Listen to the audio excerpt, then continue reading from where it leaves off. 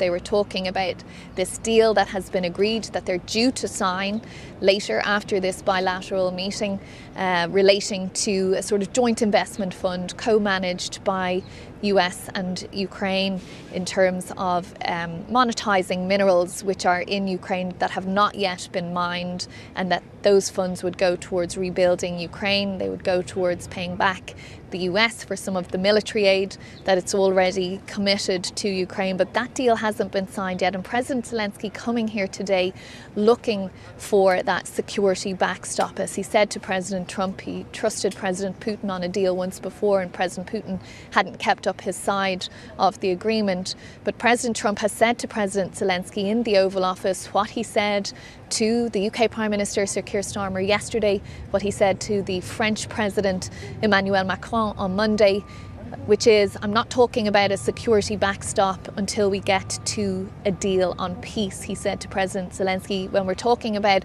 security, that's the easy part, he said, which means we're at a ceasefire and we're at peace. And President Zelensky said, I'm not doing a ceasefire deal until there is a security backstop. They are one and the same. They have to come together. And then the meeting got quite heated, we're told, from our journalist colleagues who were in the room with President Trump and President Zelensky. They said raising their voices there in that meeting in the Oval Office. And we have that tape for you now. We can bring it to you. What's your message for them? Well, if I didn't align myself with both of them, you'd never have a deal.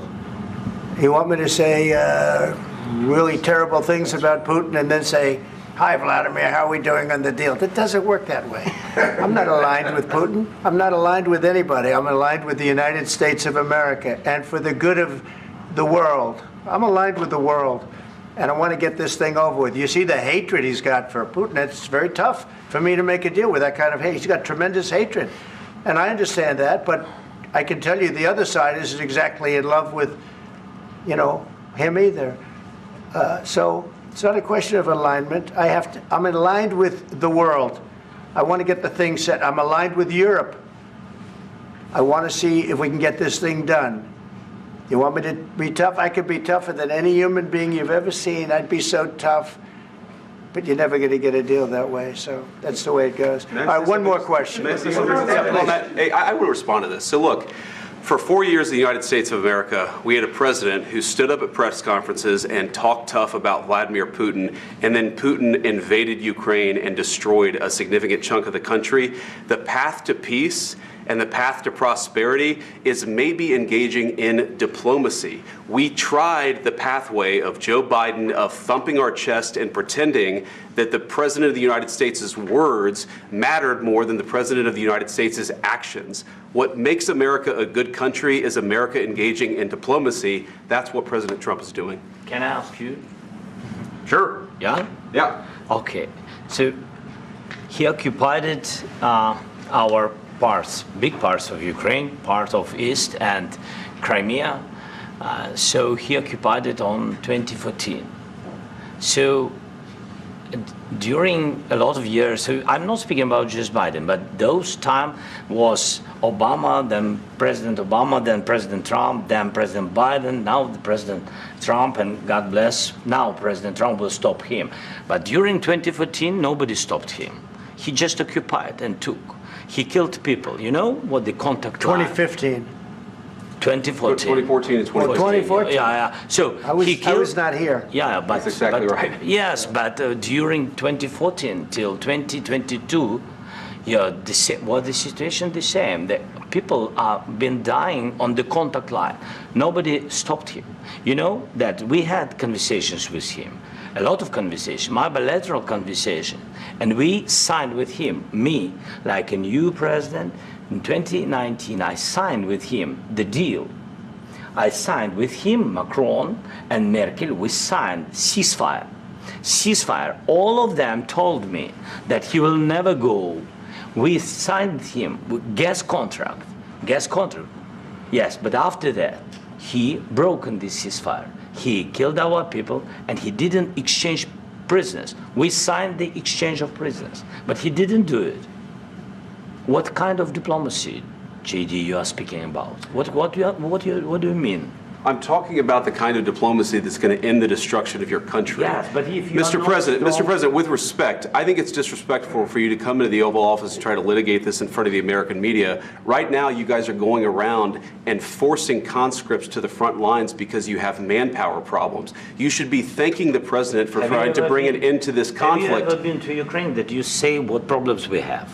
I have been to. Come once. I've actually watched and seen the stories, and I know what happens is you bring them on a propaganda tour, Mr. President.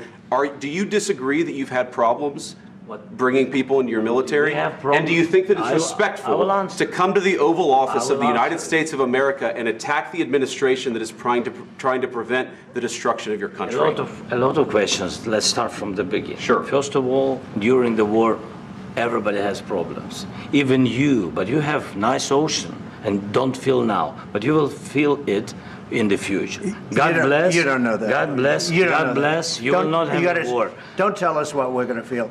We're trying to solve a problem. Don't tell us what we're going to feel. I'm not telling you. Because you're in no position to dictate that. That's Remember exactly what this. You're in no position to dictate what we're going to feel. We're going to feel very good. You will feel influence. We're going to feel very good and very strong. You will feel influence. You're right now not in a very good position. You've allowed yourself to be in a very bad position, and he happens to be right about it. From the very beginning of the war. You're not in a good position. You don't have the cards right now.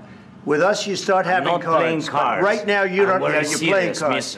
You're playing cards. You're gambling with the lives of millions of people. You're gambling with World War III. You're gambling with World War III. And what you're doing is very disrespectful to the country, this country. That's back to you. Far more than a lot of people said they should have. Have you said thank you once? This entire meeting? No, in this entire meeting, have you said thank you? You went to Pennsylvania and campaigned for the opposition in October. Offer some words of appreciation for the United States of America and the president who's trying to save your country. Please, you think that if you will speak very loudly about the war, you can... He's not speaking loudly. He's not speaking loudly. Your country's in big trouble. Can I Wait a answer? minute. No. You've done a lot of talking. Your country is in big trouble. I know. You're not winning. You're not winning this. You have a damn good chance of coming out okay because of us. Mr. President, we are staying in our country, staying strong from the very beginning of the war. We've been alone, and we are thankful. I said thanks you haven't in been this alone. cabinet, you and haven't not been only alone. in this cabinet. We gave you, through this stupid president, $350 billion. You voted we gave for you your military equipment, and your men are brave, but they had to use our military. What about if you didn't have our military equipment, if you didn't have our military equipment, this war would have been over in 2 weeks. In 3 days. I heard it from Putin. In 3 days. This is something maybe new. Less. In 2 weeks. Of course, yes. It's going to be a very hard thing to do business like this. Again, I tell you. Just say thank you. I said a lot of accept that there are disagreements, and let's go litigate those disagreements rather than trying to fight it out in the American media when you're wrong. We know that you're wrong. But you see, I think it's good for the American people to see what's going on. I understand, sir. I think it's very important. That's why I kept this going so long. You have to be thankful. You don't have the cards. Thankful. You're buried there. Your people are dying. You're running low on soldiers. Listen, you're running low on soldiers. It would be a damn good thing. And then you tell us, I don't want a ceasefire. I don't want a ceasefire. I want to go and I want this. Look. If you could get a ceasefire right now, I tell you, you take it so the bullets stop flying and your men stop getting killed. Of course, we want to stop the war. But you're saying you don't want a ceasefire. But I said to you, I want a ceasefire. With guarantees. Because you'll get a ceasefire faster than an agreement. Ask our people about ceasefire, what they think. That wasn't with me. That wasn't with me. That was with a guy named Biden, who was not a smart person. That was with Obama. It was your president. Excuse me. That was with Obama, who gave you sheets, and I gave you javelins. Yes. I gave you the javelins to take out all those tanks. Obama gave you sheets. In fact, the statement is Obama gave sheets and Trump gave javelins. You got to be more thankful, because let me tell you, you don't have the cards. With us, you have the cards. But without us, you don't have any cards. One more question to Mr. Vice President. I'm sorry, here. It's going to be a tough deal to make, because the attitudes have to change. What if Russia breaks ceasefire? What if Russia breaks peace talks? What do you do then? I understand that it's a heated conversation right now. What are you saying? She's asking, what if Russia breaks the ceasefire? What if anything? What if a bomb drops on your head right now? Okay? What if they broke it? I don't know. They broke it with Biden because Biden, they didn't respect him. They didn't respect Obama. They respect me. Let me tell you, Putin went through a hell of a lot with me. He went through a phony witch hunt where they used him and Russia. You ever hear of that deal? That was a phony Hunter Biden, Joe Biden scam. Hillary Clinton, Shifty Adam Schiff. It was a Democrat scam. And he had to go through that. And he did go through it. We didn't end up in a war. And he went through it. He was accused of all that stuff. He had nothing to do with it. It came out of Hunter Biden's bathroom. It came out of Hunter Biden's bedroom. It was disgusting. And then they said, oh, the laptop from hell was made by Russia, the 51 agents. The whole thing was a scam. And he had to put up with that. He was being accused of all that stuff. All I can say is this. He might have broken deals with Obama and Bush, and he might have broken them with Biden. He did, maybe. Maybe he didn't. I don't know what happened. But he didn't break them with me. He wants to make a deal. I don't know if you can make a deal. The problem is I've empowered you to be a tough guy. And I don't think you'd be a tough guy without the United States. And your people are very brave. But you're either going to make a deal or we're out. And if we're out, you'll fight it out. I don't think it's going to be pretty, but you'll fight it out. But you don't have the cards. But once we sign that deal, you're in a much better position. But you're not acting at all thankful. And that's not a nice thing. I'll be honest, that's not a nice thing. All right, I think we've seen enough. What do you think? Huh? This is going to be great television, I will say that. All right. We'll see what we can do about putting it together. Thank you. Guys, let's go. Guys, come on, let's go. We'll see. I don't know. All right, guys, come on. Please. Hey, come on. Let's go. Guys, come on. Let's move, please.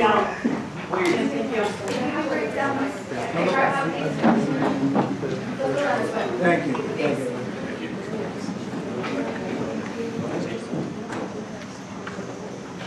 Well, that is the tape relay we have just had of an extraordinary meeting with President Zelensky and Donald Trump. And you'd have seen the extremely tense and difficult exchanges between J.D. Vance, Donald Trump and President Zelensky. Donald Trump telling Zelensky to be thankful and accusing the president of gambling with World War III.